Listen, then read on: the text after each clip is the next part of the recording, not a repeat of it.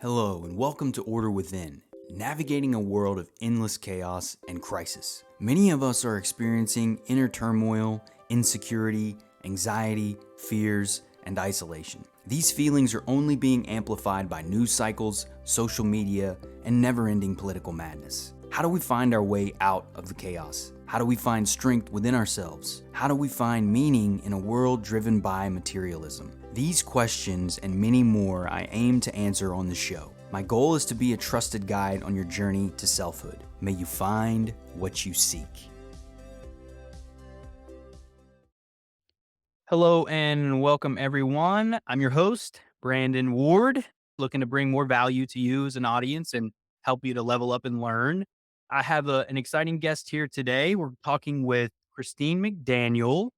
Christine is a serial entrepreneur, author, and speaker. She's the founder and principal business intermediary of the Magnolia firm, an M&A brokerage firm helping digital business owners achieve the perfect exit. And so Christine and I actually have a little bit of overlap in our life, kind of randomly, maybe. I don't know if it's random at this point, but my wife used to work for a spa that you sold as a part of one of the businesses that you've built up. So, Christine, welcome. Thanks for having me on, Brandon. I appreciate it. I know, small world, right? It's so funny. And Ashley was great. I loved having her there. And that's always the hardest part about me exiting a company is leaving the team behind. I wish I could take all the girls with me.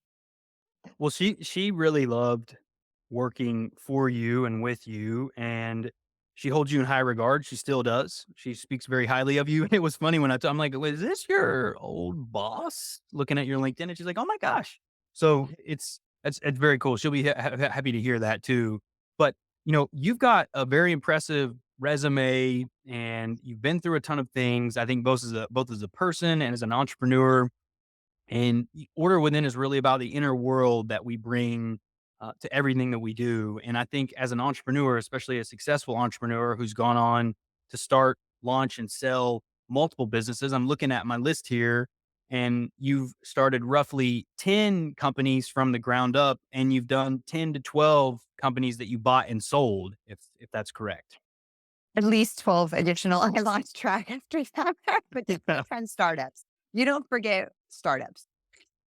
No, they're with you for life, aren't they? They are with you for life because they're Yeah. a lot of ways it's like birthing. In a way, you're Oh, for birthing this whole sure. thing. Without a doubt, when I exit them, it's them going off to college and leaving the nest. So, yeah. I love that.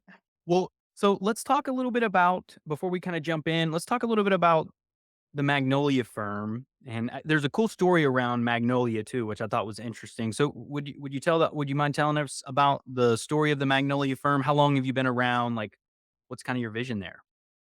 Yeah, and it's funny, the name actually originated from way back when in 2012 with Eco Chateau.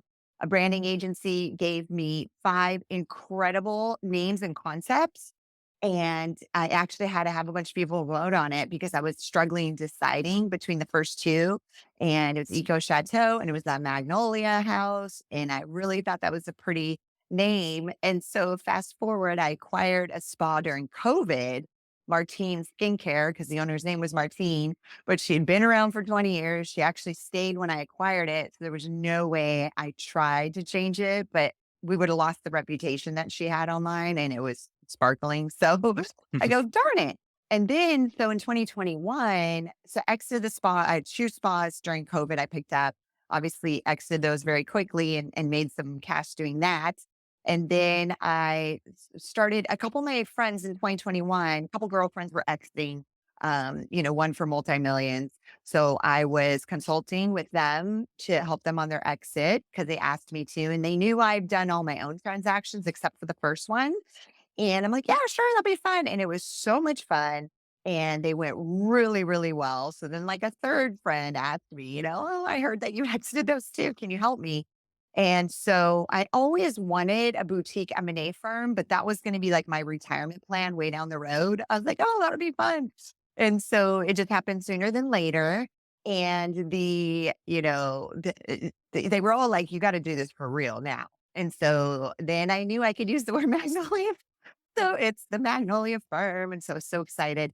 Our clients in the beginning were all women. That just happened to be, what was happening. And then men showed up and they were like, why won't you help me sell my business? And I'm open to all of that. My father raised me like I love working with guys just as much. So, and I love that we still have a lot of women clients because they're just more comfortable dealing with women. Half our team is female. So I think that's kind of a unique, offering that we have. So that's how we started. It was a year and a half ago. It's pretty recent. Well, we're coming up on 2 years in October. Nice. Those are my favorite kind of stories, Christine, around businesses are the ones that kind of accidentally start. I mean, I know it's been in your mind, kind of forward thinking about a retirement plan, but it sounds like life had different plans for when you were going to start your firm because people coming into your life, you're helping them with certain things, you start to build a reputation, and before you know it, you're having to either you have to start a business or you have to turn all this business away. So it's kind of like sounds like you went the direction of let's just go ahead and do it now and get it done. I like it. And so for you, are you still drawing? Do you still feel because your branding's fantastic? It does have a very, I would say, strong feminine element to it, which is unique in the brokering space. I mean, I'm a broker myself. It's a lot of men, a lot of old dudes in this industry for sure. So I think it's a nice, refreshing look and feel that you bring, but also feminine energy is important in the business world, and I love that you're doing this because I think there's a big balance to we need more feminine energy, I think, in masculine dominant world. So I think it's good to know that you're kind of out there doing the good fight in a deeper way too. Oh, thank you. And it's funny, I brought on a male business partner a year ago. I mean, I had a wait list. It was insane. I mean, all in a good way, but it was so much business and I hated turning away people. I also didn't want to do this big firm on my own because every startup, it's just my nature. I want to be the biggest. I want to be the best, the biggest cleaning company in San Diego, the biggest spa in San Diego, et cetera. That's just my style. But, now I'm in my early 40s and I was like, let's pull it back, Christine. Like, you can't work these, 60 to 80-hour weeks anymore. You don't, or I don't want to. I probably can if I needed to. And so the only way I could go big, I promised myself. Well, first I told everybody, my mentors and colleagues, I said, I'm going to keep a boutique and I'm only going to take a couple of deals a year. I want to be semi-retired. And they're like, that's not your style. That's not going to happen. And they go, well, the only way I'll blow it up is if I take on a business partner. So he came on, he loved the vibe. He loved the name, and it is very feminine and he thought that was rad. And so that's worked out really well also. So yeah, that's so Very thanks for nice. bringing that up. The old men, you're right. It's old white men in this industry and we call them broker bobs. And some other people start calling them that too. And I dress up as an old man on social media as broker Bob. That's my character. I mean, and I say things that they're saying in real time, that I'm blown away at the conferences and on the webinars. One of them mentioned a fax machine. Another one's mentioned not to reply, not to follow up. Don't call, don't, maybe just a little quick one-time email on a buyer inquiry. I mean, why would you ever do that? They don't have tech like we have, automations like we have. So yeah, it's super fun to innovate. That's my best thing. That's the thing I love more than anything in entrepreneurship. You know, that's one of the things that I love about entrepreneurship too, Christine, is particularly in kind of boring businesses, local businesses, kind of like I know the transactions that you've done are more have been a lot of internet based businesses. I know you've sold tangible ones as well. Not that it's not tangible, but you know my point. But it's interesting though. The innovative piece is what I love about entrepreneurship as well, particularly these older businesses that are getting brought into kind of the modern world. I don't think there's, especially I think in younger generations, they don't yet see the opportunity before them to take over or buy cash flowing profitable businesses and then instill innovation in the sense, not like this brand new recreating the wheel, but just putting some basic automations in, updating your CRM as a tech stack, as a part of your tech stack, doing some very basic things with some of these older businesses can go a long way in making a business feel more modern and present in today's world. It sounds like that's like I know that's kind of in your wheelhouse because you're a bit of a techie from what I know of you, but Oh my God, Brandon, I'm so glad you brought that up. So funny, quick story. Those two spas I picked up during COVID, one I got for free actually, which is pretty cool. And then the other one, I got a killer deal, and that was the Wait, one you that got a actually, spa for free? yeah, yeah. Wow. They were just So I out. she was moving out of the area, to a state. She was retiring out. She was in her 60s. And yeah, I just happened to find out about it and jumped on it same day. So she's like, just Wow. take over the lease. Here's the equipment. Here's the furnishings. Here's the spot. Here's the sparkling, another 5 stars across the board reputation. That was in one team member. Again, during the heart of COVID, though, when California was shut down, you're not supposed to be Mhm. doing services.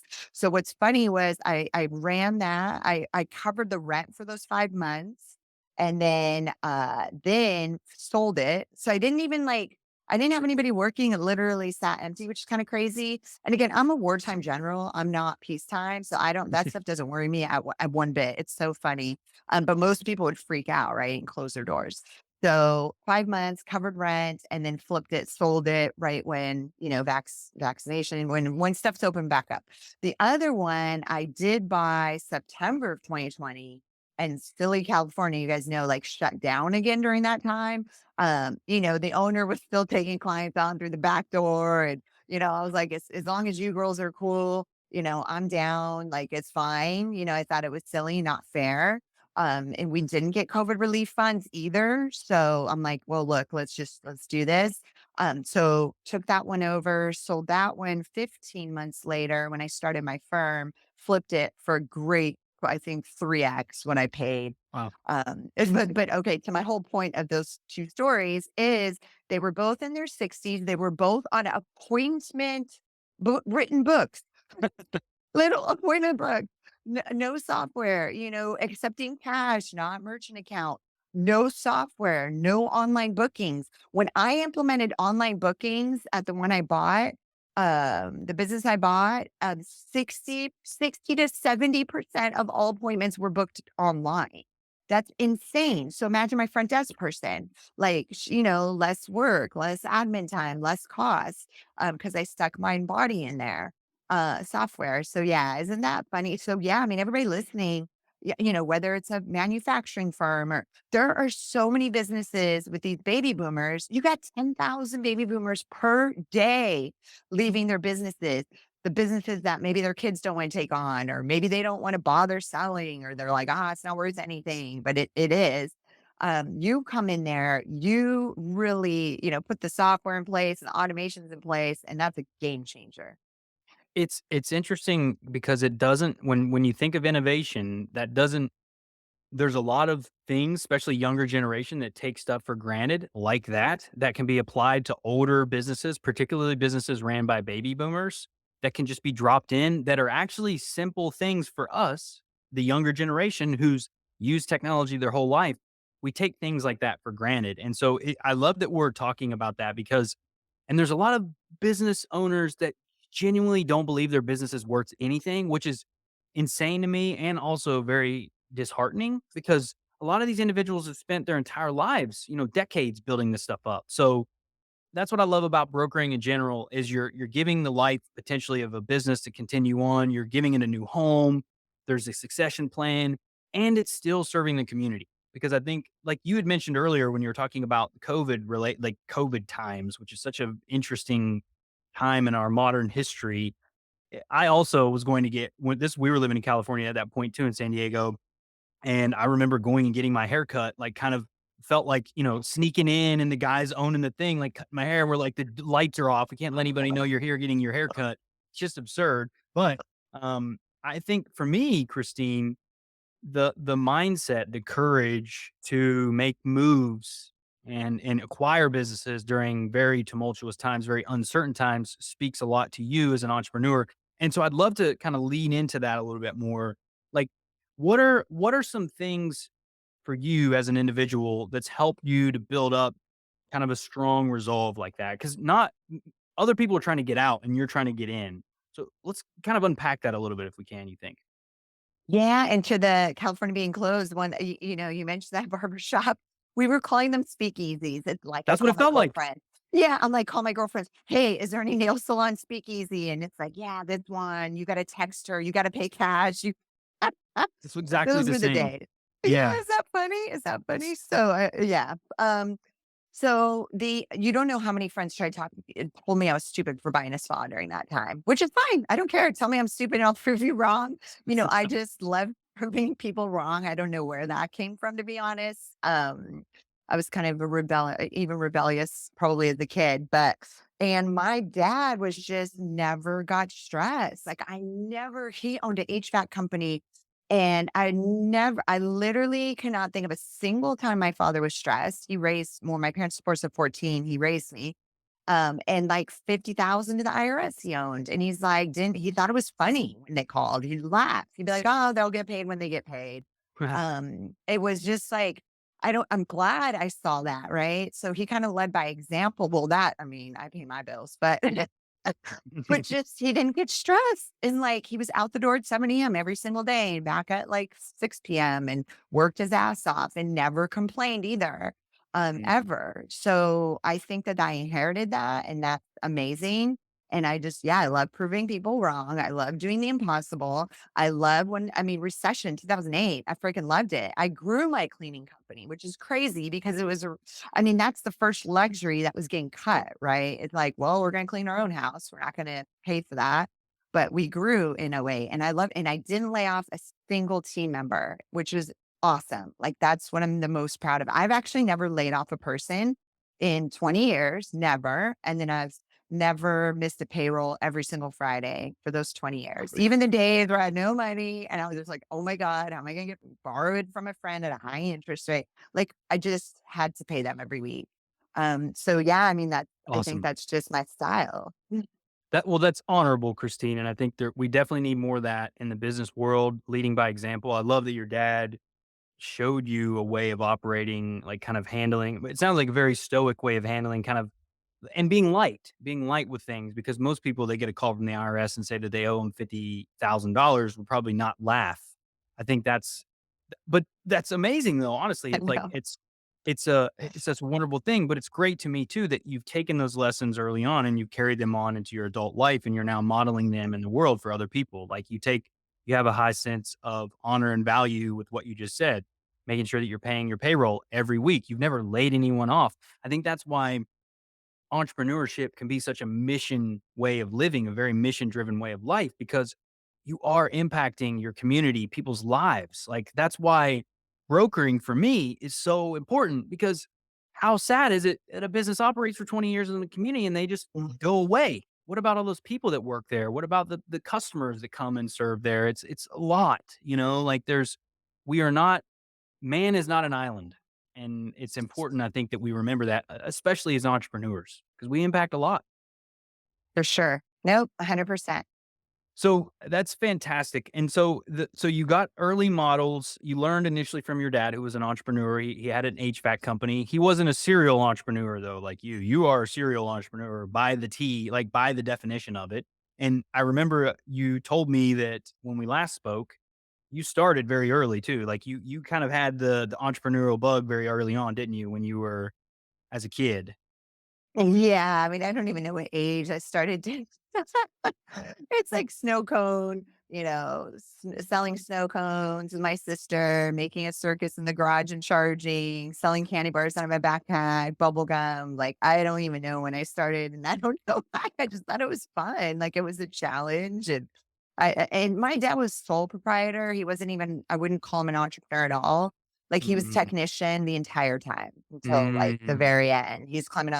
He ended up hiring employees, but maybe like 10, 15 years in, right? He finally did, but it drove me bananas, even as a teenager. Like, I just thought mm. bigger. I always thought bigger. Dad, you need to get employees. Like, Dad, you need a big billboard in the city. You need like a big, yellow with the yellow pages. You need a big full page ad. Like, why you have this little sentence at the back of the book? Well, and I think that's driven by your drive. Like your drive is pulling that obviously. But again, that's what I love about it is it's the mindset that you carry, the way you're thinking about these things. What is it about entrepreneurship and doing the work that you do that keeps you going?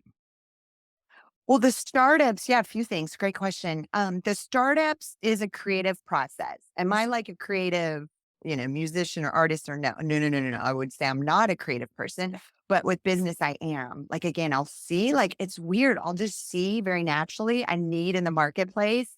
And then I'm like, why isn't anybody doing this? And I'm like, well, I guess I should do this. So each business was super unique. There was nothing like it, just the way I built it, ran it, etc. So that part is super fun. Startups are insane to do 10. It's chaos. It's stressful. You're starting from zero. You have no money. I bootstrapped each one, but I still loved every day. And it's like challenge and it's like climbing the mountain.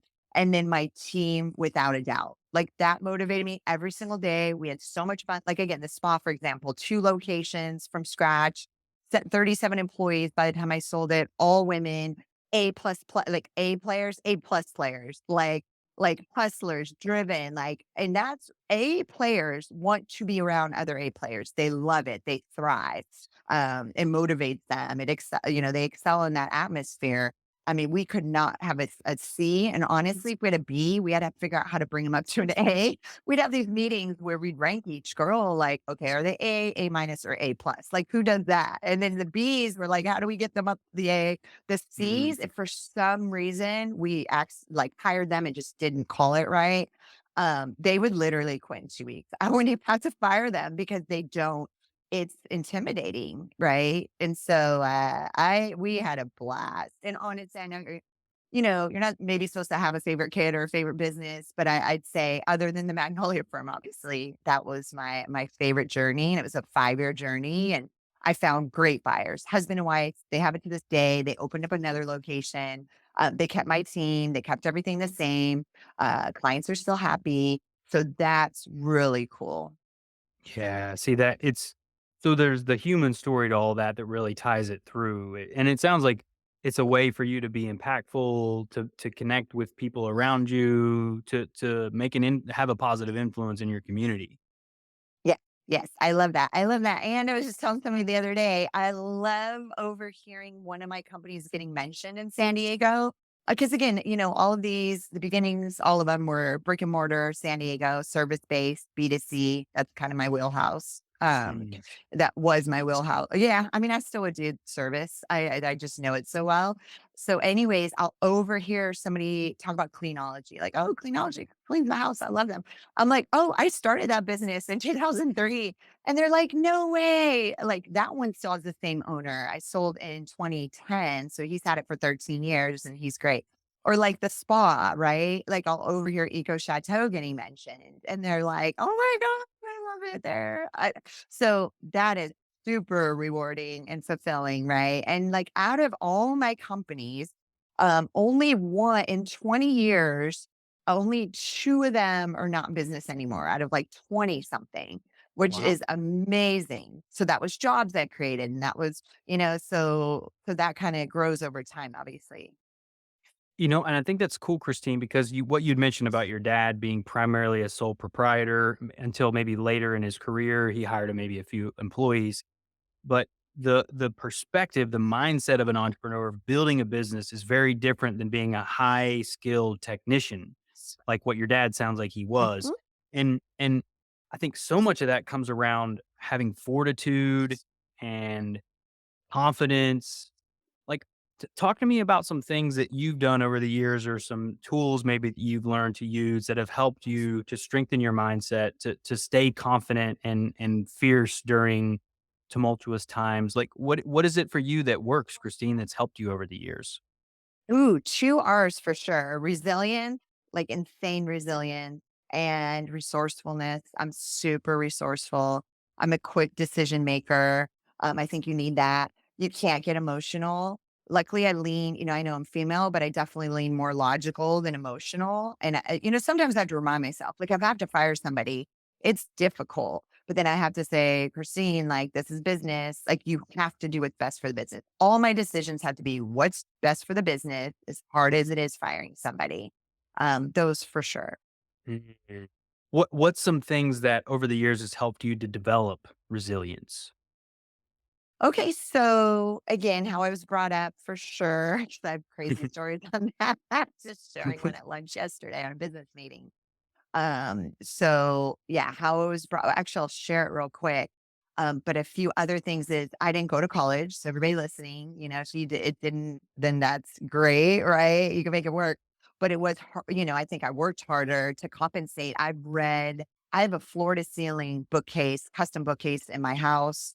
I have a ton of, I think like 150 audiobooks now and Nice. YouTube videos and a podcast. And like, I'm constantly learning, like whether I'm getting ready in the morning or, on the weekends, I'm cleaning my place up and I'm driving and I'm like, I just love, love, love learning. So I think that that's what helped build it too. But the resilience, like the quick story is it's like the day I turned 16, my dad always promised me like a used car. The day I turned 16, he pulls me out of, school. I take the driver's test and then we go to the used car lot. And there's this, I wanted a Honda Civic so bad. It was in 1996. This is, a 94 Honda Civic on the lot. It's blue. I'm like, I run up to it and I look in the window and it's stick shift. And I'm like, oh shit. Like, my dad was a big car guy too. And I was driving since I was 13, but I've like never seen stick shift. And he's like, if you want this car, you're going to learn right now. So the poor sales dude is like in the passenger seat trying to teach me. My dad's in the back seat, like yelling. And he's like, Chrissy, if you don't figure this out right now, you're not getting the car. And so what do you know? I freaking figured it out. I didn't even stall it out. And I got the car. And I mean, you got to be freaking resilient. You got to be like fat. You got to figure it freaking out. And that's business. Like there's no hesitation. You got to figure things out, man. You're going to get thrown some crazy stuff in this game. But Mhm. again, I just, in my team at the spa, there's a team member. And she's like, I mean, we had a 1-year labor board audit. We had a lawsuit, $1.2 million. It was insanity. And she's just like, and the board of cosmetology came in and like wrote her up for something. And she's like almost in tears. And I'm just like, Terry, it's not a big deal. Like, who cares? A couple $100. And she was like, Christine, like nothing ruffles your feathers. It's so interesting or rattles your cage. And I'm like, no, no. And it sounds like that's been a part of you, as early, that was a very part of you, but it's almost like you're just unwillingness to accept defeat in a way. It's like it doesn't matter what's presented to you, you're gonna kind of tenaciously move through things and get after it regardless. Is ha have you always had that sense of belief in yourself? Is that something that you struggled with throughout your entrepreneurial journey? I mean, like, what's Never, never. Like, I never think I'm gonna fail. Actually, this is a combo with my business. It's funny, it came up twice this time. My business partner in the morning, and then a kind of a colleague in M&A. And he said, I would never personal guarantee anything because he watched his father do it, and his father got really burned really bad on a personal guarantee in business. And so he brought it up. It's so funny. And I said, I personally guarantee every single loan, every business on my business, every spa location I did, and everybody, my mentors were like, don't ever do that. Like, what if something happens? Now your name is on a 10-year lease, et cetera, et cetera. That's a $200,000 commitment over the term of the lease. And I said, hey, if I am not going to put everything on the line, then that means there's a tiny bit of doubt in my head. And that might manifest over time that I'm not going to be successful. I'm like, there is no way in hell I'm going to fail. I don't give a crap. Sorry. you If can say it. like, okay, if I put, like, like, I've never filed bankruptcy. I would never do that either. So I was like, I'm putting everything on the line and I'll put my personal name on the line. And I think other people, the other investors, like respected that. I've done that so many times. And like I said, it came up twice. And even my business partner's like, I would never do that. I was like, well, I'll do it if I need to do it for this business, even. Like, Mhm. so there's never any doubt, even when the recession started, like, even like, there's just I'm not going to fail. I know how to get around it. I like my competitors freaking out and they hide under the covers. Like they freeze up. Like I grab the market share. I pump up the marketing even. I pay more in marketing when crap collapses because I know I could grab the market share cheaper when I do that. And that's a gamble. So yeah, never, never. And even my software company, I'm sure we'll talk about that. That was my last exit. but it wasn't for as much as we put in. So that was my first exit that I was upside down on. Mm. And I held it, ask my team, ask my right hand. She's I was like setting deadlines. Like, if we can't hit revenue by March, we're gonna have to close it down. Like, if we can't sell it. Well, first off, we stopped raising capital because we didn't raise it was like 2 years into the 3 years. I gave myself, if we don't hit revenue, we're not gonna raise any more capital. We raised enough, and then we didn't hit revenue.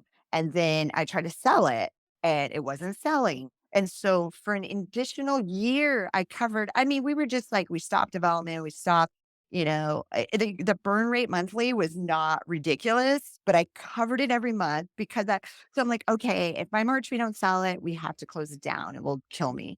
Okay, but I kept moving the goalposts. I literally could not, even though it was killing me. This was during COVID. I had like no cash. I'm borrowing from friends. It was like crazy, horrible time in my life financially. I still would not shut down. Like, I'm like, "No, I won't fail." So we finally, we sold it. I was grateful, but woo, that was a hard one. I just could not physically. It was weird. I'm like, I just can't do it physically. I can't close this business down. I don't know why. Well, so to me, that's a testament to your just never quit mentality. Like, you just have a never quit mentality. And when you go in, you go all in. You're not lukewarm on stuff. You're all in and you're committed to whatever you got to do to make it happen. That's what it sounds Oh, like. oh yeah. I think I think it's overwhelming. I mean, even I had my dream, I exited the spy, buy my dream car in R8. And then a year later, software company's running out of cash again. And I sell it and put it in. I was like, immediately, no, Mhm. no, I'm like, I could buy another car down the road. It's fine. Like, don't worry about it. Didn't date for years, didn't do spring breaks, didn't do like holidays, work. Again, I live a very charmed life now. I very like, not as many hours. I travel the world. I can work remote. So it's like lifestyle design. There's not a minute in the hindsight that I regret. There's nothing like, oh, I regret I didn't do this or that. It's all worth it in the end. That's, I mean, a testament to your effort, your ethics, your energy, Christine. Because I think that's one thing that people don't want to accept a lot is if you have a big vision for your life or you want to achieve certain things, you have to be willing to sacrifice something. Something's going to be put on the altar of success and effort, like whatever that is, whether it's time, energy, money, something. You've got to be willing to pay the price, right? To create the world that you want to live in. And I think that often holds people back from living the life they envision because they're not willing to pay the price. Because there's a price to pay. You said it. I mean, you're sacrificing time out with friends. Maybe it's relationships. Maybe it's money. I mean, you got rid of your R8, a dream car that you wanted to keep a business going that was struggling. I mean, how many people are willing to do that? Most people would say, you know what? I'm just going to close it down. Sorry to all the people. I've got to fire them. And they're going to look at themselves and think about themselves and just kind of discard that. So I think it's a testament to your entrepreneurial journey that you were able to do that. And a lot of people don't have that strength of mind. It takes sacrifice, doesn't it? Like, hugely. Yes. Yeah. So we talked about resourcefulness and resilience. What's maybe an uncommon aspect or characteristic that you've developed or carry with you that's contributed to your success as an entrepreneur? Definitely mindset. I have this Mm. crazy naturally again, thank God. I didn't know Tony Robbins stuff, manifesting, none of that in my 20s. Of course not. But when I'm scrubbing toilets, I cleaned for the first year and a half in downtown San Diego. It's crazy. And now I'm lucky enough to live here. But I mean, I never was like, oh, this sucks. I have to clean this toilet. It was always like a means to an end. Oh, I'm cleaning this toilet. This is great because I'm going to have a bunch of cleaners and I'm not going to have to work, down the road, which happens. And so, but I do remember seeing a vision board. I'll never forget it. I saw this vision board, these little magazine cutouts, the cars and stuff in one of the guys' apartments that's cleaning it. And I'm like, what the hell is this? This is weird. Because he just had like it like dead center in his bedroom. I had no clue what it was. Isn't that funny? Now I do vision boards every Mm. single year. So I'm just really good at like future pacing and manifesting and visualization like naturally. So yeah, I write every in gratitude. I think everybody listening, my gratitude journal, like I've been doing it for years and years. Like every morning, I'll miss some mornings, but I'm writing like what I'm grateful for from the day before. And it could be big stuff, it could be little stuff, and it could be the same stuff. Right now it's like San Diego, and right now it's summertime, and like any little thing, you write in the morning. Then I write my goals for the year because I have like 5 of them.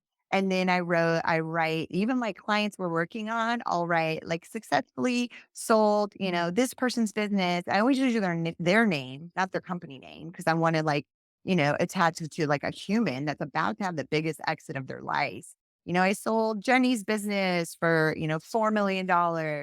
And so I do that. And then the last thing is I'll sometimes put like today, like what's my number one thing, the one thing for today to accomplish.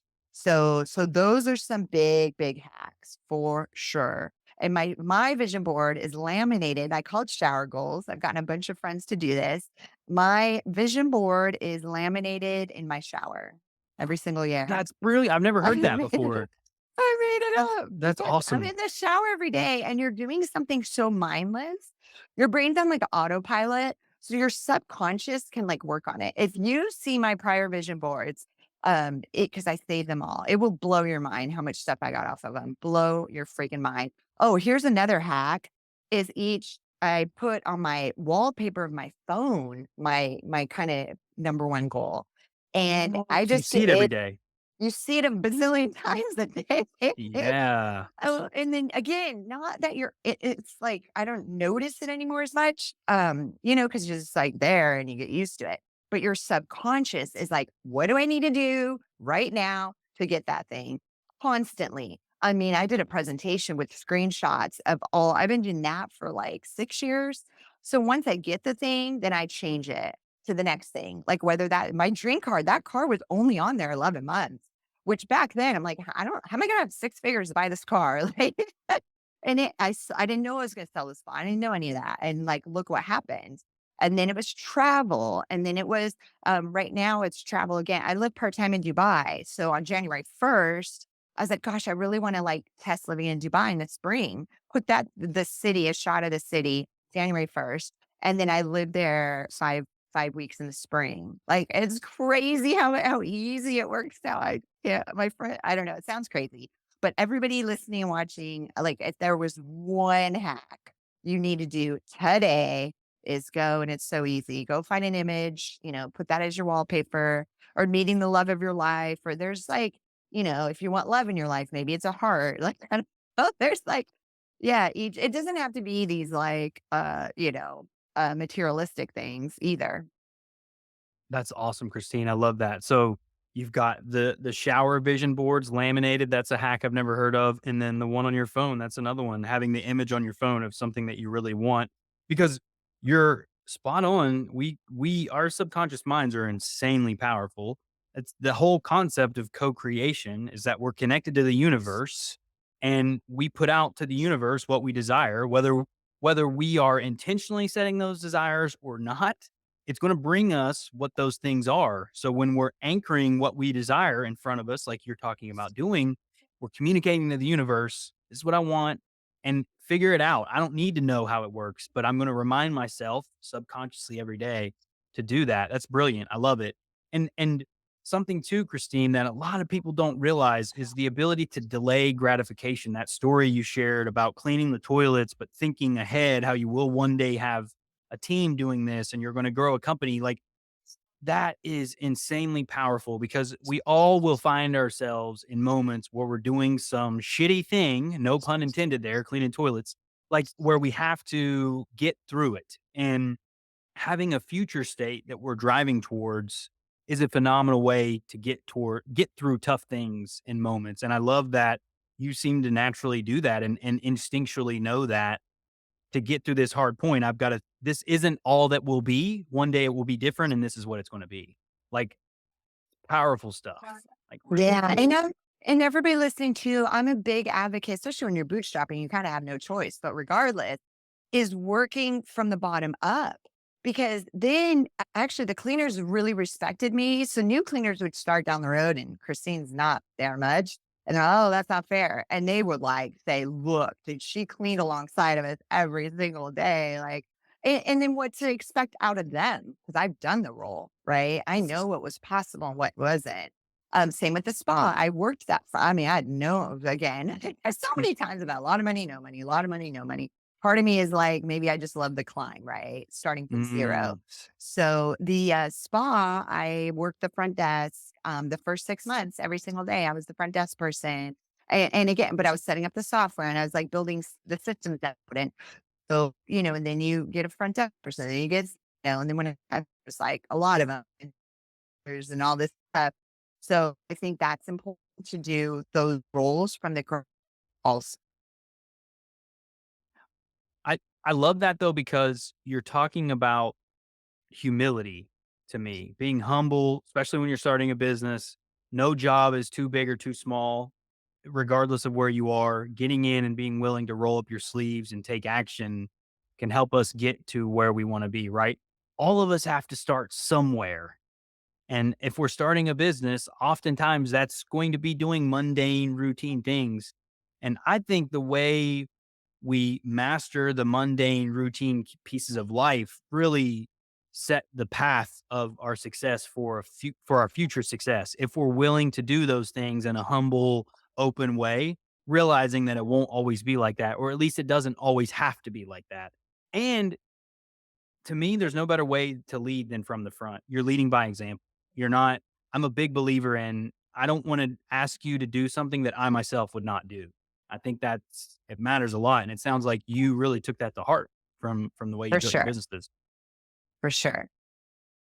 Well, so Christine, this has been a fun conversation. We've talked a lot about Magnolia, the Magnolia firm. We've talked about your entrepreneurial journey. We've talked about mindset and overcoming some of these mental obstacles. I mean, managing COVID, going through COVID acquisitions, buying and selling, building businesses during that time.